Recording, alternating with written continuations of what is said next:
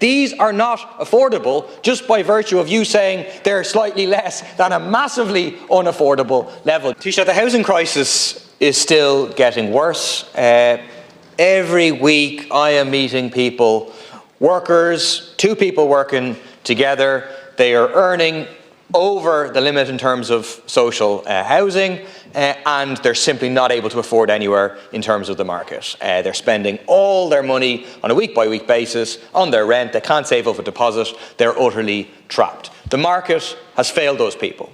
But even the affordable housing that you're talking about, take the example of cost rental, because in my constituency now we have some cost rental.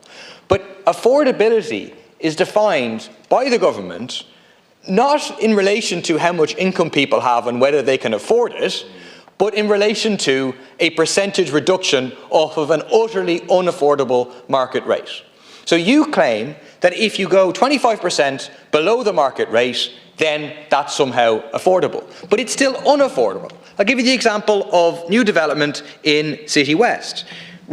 Cost rental, $1,390 for a one-bed, $1,580 for a two-bed, $1,750 for a three-bed. It's still unaffordable for huge numbers of workers.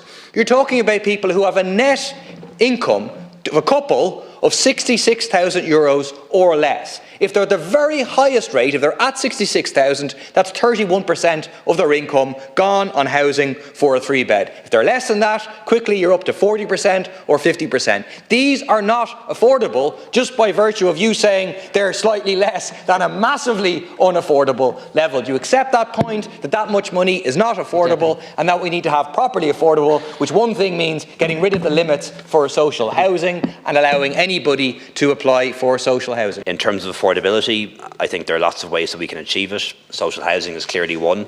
As I said before, benefits everyone, takes people off the housing list, frees up properties for other people to rent, has a downward dampening effect on house prices, and that's why we're building more social housing now than at any point since the 1970s.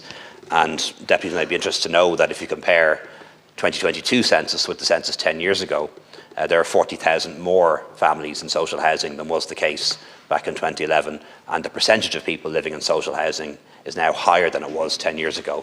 And I think that shows how committed this government and previous governments in the past 10 years have been to social housing.